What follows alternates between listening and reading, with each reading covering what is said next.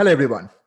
Welcome to another exciting vlog of my YouTube channel, Data Science with Sam. This vlog is a continuation of the series on deep learning that I started a month back. In my previous vlogs of this series, I talked about what is deep learning, what are the main components of neural network, what are the key model hyperparameters that will select for your neural network model building phase. I also talked about a very widely popular neural network, which is called convolutional neural network in my previous vlog. So I also, give you a picture of like how you can use a CNN model for image classification purpose. So if you missed out any of those vlogs, I'll definitely encourage you to go back to my YouTube channel and watch those videos before you proceed on this one. Now, after you got an idea about how to build a neural network, the next step would be to get a hands-on experience. So in today's video, I'll talk about two machine learning libraries, PyTorch and TensorFlow, that will help you to build a neural network model from the scratch. So now what is TensorFlow? So TensorFlow was developed by Google and released as open source software in 2015.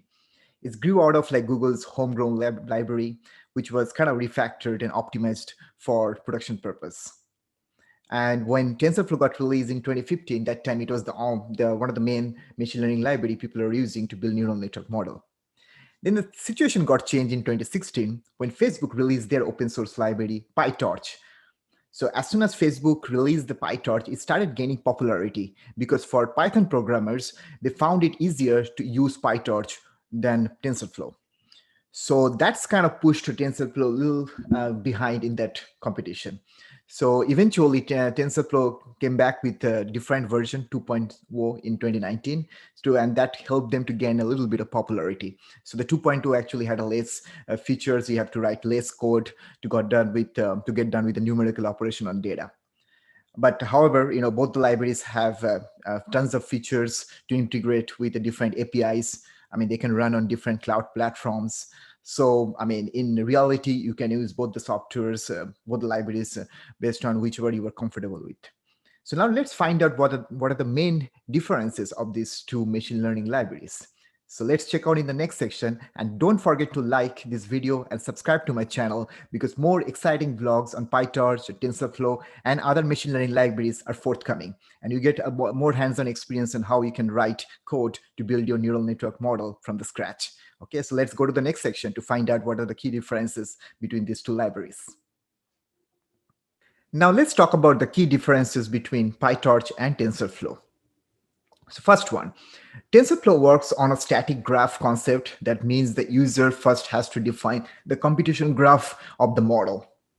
But for PyTorch, it believes in a dynamic graph. So everything happens on the go.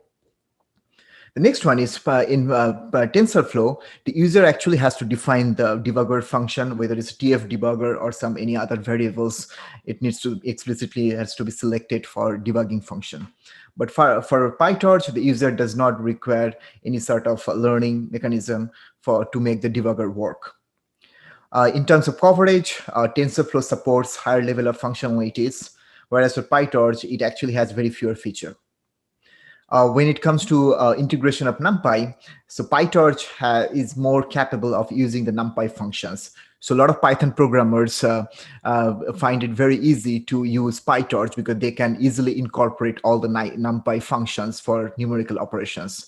But it's kind of difficult to incorporate similar kind of NumPy numerical operators in TensorFlow. So that's why usually in the beginning, PyTorch started gaining popularity because of its capability of integrating with popular Python libraries for numerical operations.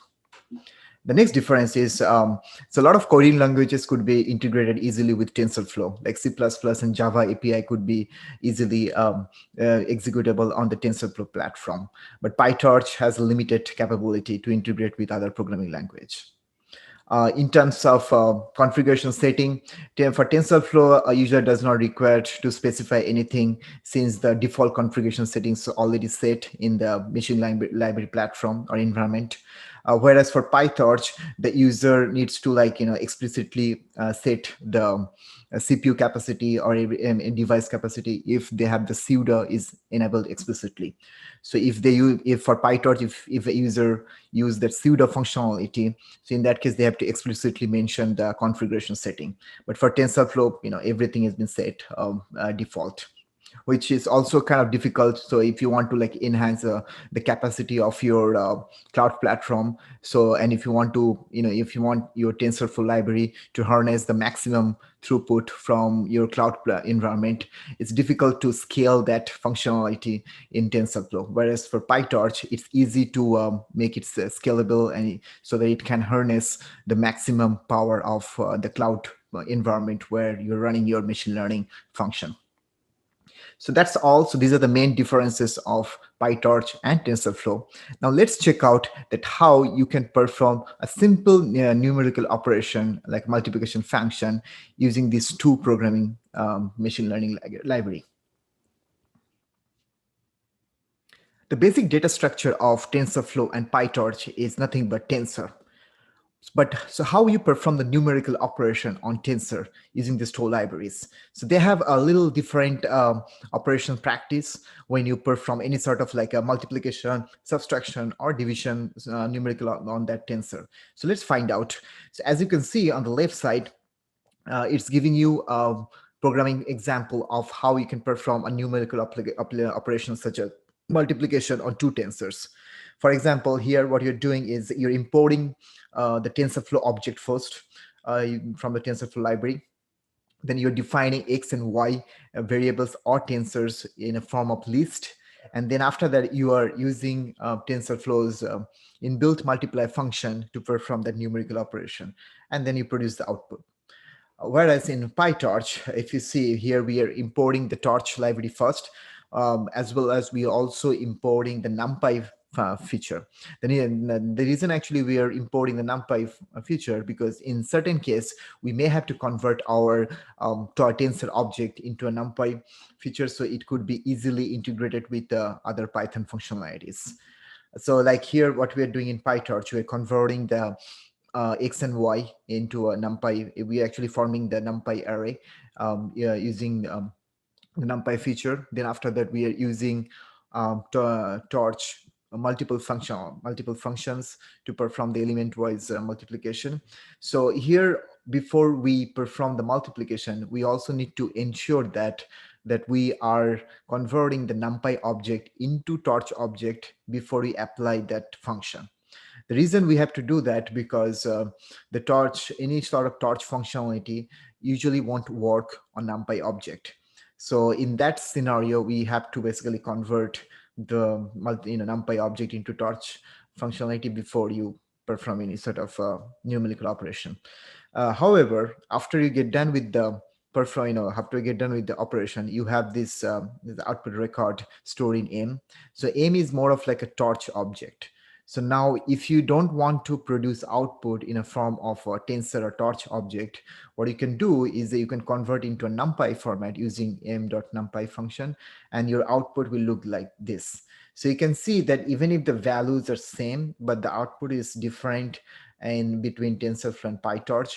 In TensorFlow, it's the output is being produced as a tensor object, whereas for PyTorch, you can transform the torch object into a NumPy. So that's kind of like an advantage of using PyTorch, as you can easily convert a tensor object into a NumPy for any sort of numerical operation. But TensorFlow does not have that capacity, as it is not compatible with NumPy library. So which is why, I mean, a lot of Python programmers also started using PyTorch since 2016. And a lot of cases, I mean, even if TensorFlow and PyTorch both are being used in academic research and in commercial purpose, in recent days, I think academic researchers are using PyTorch more than they're using TensorFlow for building either neural network model or any sort of deep learning exercise. So this video gives a very brief overview on the key differences between PyTorch and TensorFlow. So based on your data science project work, you can choose any either of those two libraries. Sometimes TensorFlow would be a good bet if you want to deploy your model on mobile devices, because you can easily integrate TensorFlow library with other APIs. But if you are a very good Python programmer, then I would definitely recommend you to use PyTorch, because there are a lot of Python libraries which are compatible with PyTorch functionality. But also in terms of cloud environment, TensorFlow can be easily integrated with Google Cloud, whereas PyTorch has some features or some capability on AWS. There is a feature called Torch Serve, which you can use to build your PyTorch model on AWS. So research, just do a little bit of research on that and decide which library will be suitable for your neural network model building work. In my next vlog, I'll actually talk about how you can build a CNN model using PyTorch and TensorFlow, because that's very important for you to know that how you can build a convolutional layer or even a max pool layer, or you can just tweak your linear layer in order to improve the accuracy. So that will be covered in my next vlog, so stay tuned for that. And also please like and subscribe to my channel, because more videos are forthcoming. And also please share your comments over here. Let me know how, if you have any comments or suggestions on my data science vlogs. If you want me to cover any more data science related topics, please feel free to share your comments. So I'll definitely include them in my next vlogs. So that's all for now. And please go through all the learning materials that I shared in that captions. And again, don't forget to watch my videos. And till then, goodbye.